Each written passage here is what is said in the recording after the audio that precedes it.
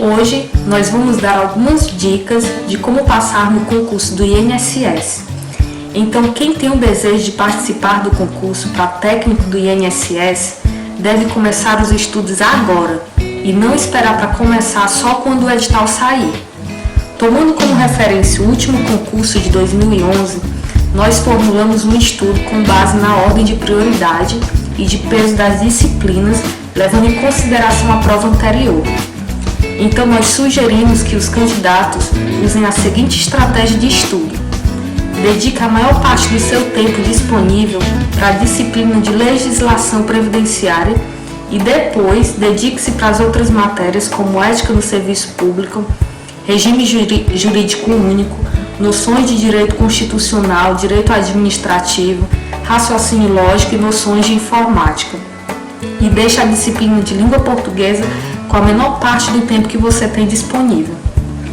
De hoje até o dia da prova, o ideal são 8 horas diárias de estudo, intercalando entre teoria e resolução de questões. O ideal é que você escolha uma disciplina e estude 2 horas de teoria e depois faça 2 horas de questões de concursos passados do INSS. Você não deve ficar só estudando teoria, passar semanas estudando teoria e só depois ir resolver questões.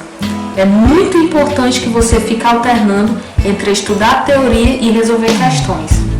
Para quem trabalha durante o dia, a sugestão que nós damos é estudar a teoria no fim de semana, ou seja, estudar 8 horas no sábado, mais 8 horas no domingo e resolver questões durante a semana, quando chegar no trabalho, por 2 horas.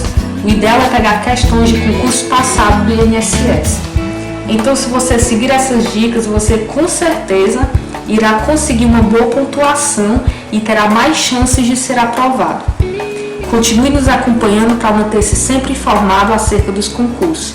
Visite os nossos sites empregorapido.com e fecheiaprova.net.br para você poder ver mais notícias sobre concurso. E obrigada e até mais!